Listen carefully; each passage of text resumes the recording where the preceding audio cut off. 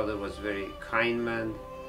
He was a very religious person, and he was always loved to serve Hashem, and he always tried to tell us that be nice to your fellow men, to be kind.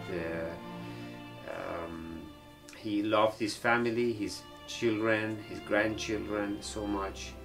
He always had a smile, and of course he had never any anger or any being upset. He took everything in a good way. He always said Baruch Hashem. I can say the last 5 or 6 years of his life that unfortunately he was very ill and bedridden, and had lost the function of almost all of his eyes, ears, his hands. But anytime I would go in the morning and I see him in bed, and first thing I ask him, how was your night, Baba? And Baba, that's the way we call him in Persian, Baba would say, Baruch Hashem, it was good.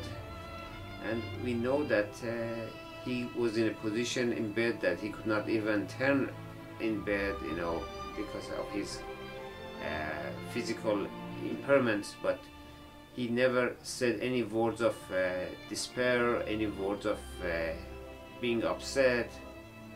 He took everything as if God wanted him to have, and he took it very well. My father always had a smile on his face, and he was really showing what he was. He was a very happy man. He really would never show any anger.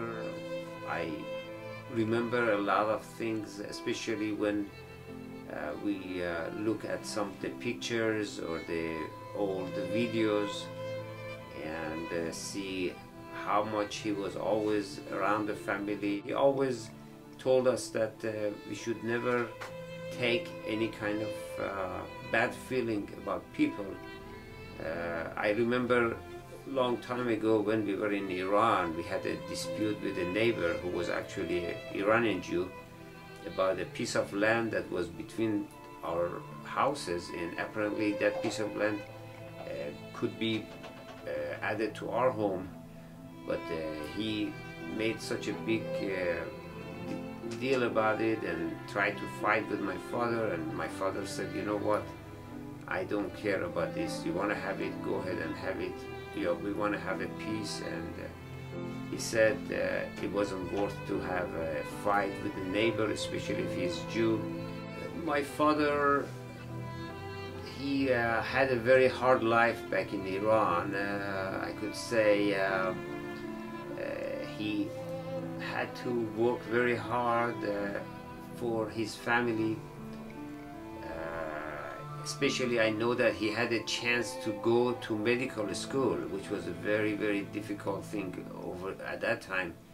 But then at the same time he wanted to make sure that his family were okay, so he decided to quit the medical school and start working to try to help the family to for their day-by-day expenses. I remember one time he was working for a bank in Iran, and they offered him a very good position, but they made it very clear that he had to work on Shabbat and Saturdays.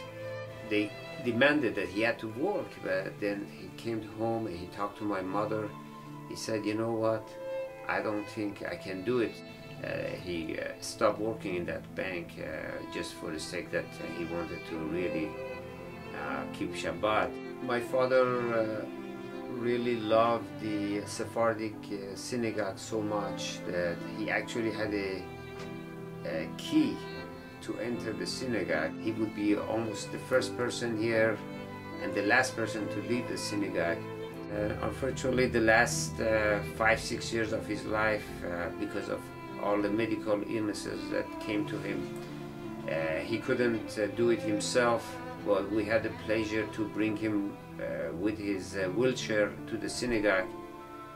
And as soon as he walked into the synagogue, even though his eyes would not see well, as soon as he would read the Chazan Moshe saying something or Rabbi talking, his face would open up, his smile coming back. So he just never wanted to leave his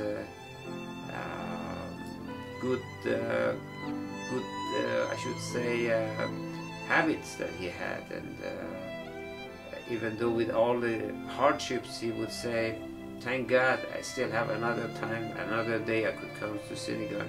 About 2 weeks before he passed away, unfortunately he had a pneumonia, and we took him to the emergency room and they diagnosed him with pneumonia and they were going to admit him. We all decided, you know what, we should bring him home, try to take care of him at home. The last Shabbat, everybody were at his room. We said the special prayers for the Kiddush Shabbat, and he just shook his hand. He was happy. He said, thank God that we were able to do it for him, and we were so happy, thankful to Hashem that we were able to do it at home, that he didn't need to be in the hospital.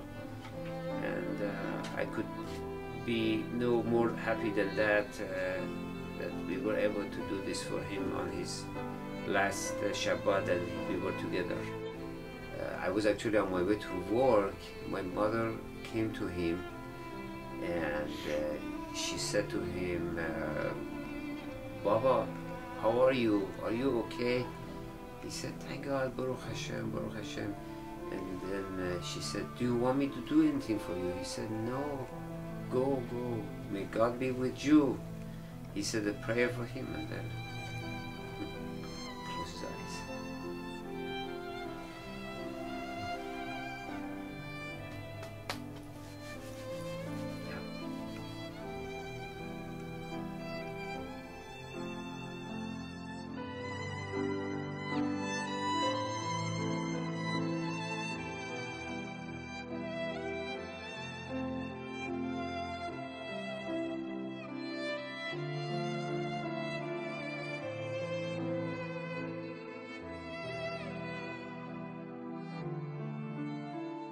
If my father was today here in this room, I would say that Baba, we are so happy that we had you as a father. To have you as a father, you'll always be in our mind, you're always alive for us. We can never see that you're gone, your spirit is always with us. We are so proud that you were our father, and you are still, and you will always be our father.